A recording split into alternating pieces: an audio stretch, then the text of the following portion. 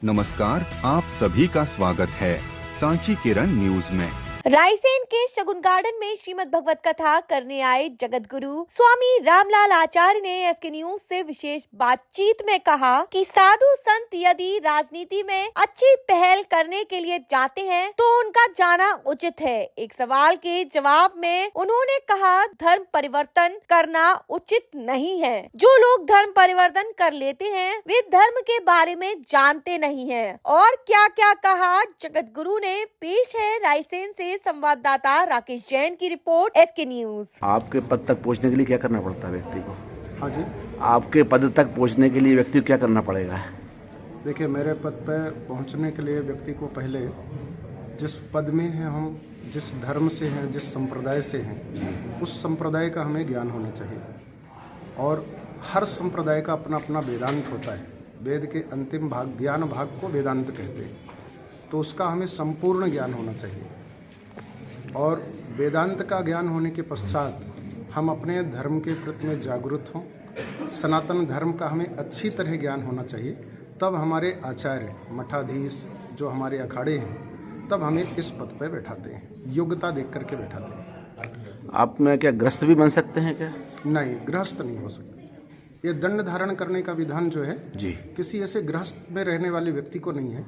ये जब ब्रह्मचारी होता है और सन्यासी होता है, वही दंड धारण करता है। तो इसके लिए कोई शिक्षा दीक्षा भी लेना पड़ती है क्या पहले? हाँ, शिक्षा होती है ना, सनातन धर्म की शिक्षा, वेदांत की शिक्षा, संस्कृत की शिक्षा। आपके गुरुजी कौन है? मेरे गुरुजी स्वामी श्री 1008 स्वामी श्री रामभूषण दास जी महाराज।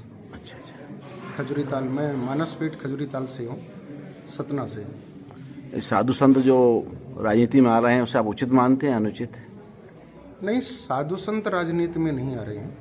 जब उन्हें ऐसा लग रहा है कि राष्ट्र की सेवा हम इस रूप में कर सकते हैं, तो उसको वो आत्मसात नहीं करते। राजनीति में कौन सा साधु संत है? भारत देश की सेवा करने के लिए चाहे राजनीति में आना पड़े, चाहे जहाँ आना पड़े, अगर वो सेवा की दृष्टि से जा रहा है तो बिल्कुल उचित है, कोई गलत नहीं है।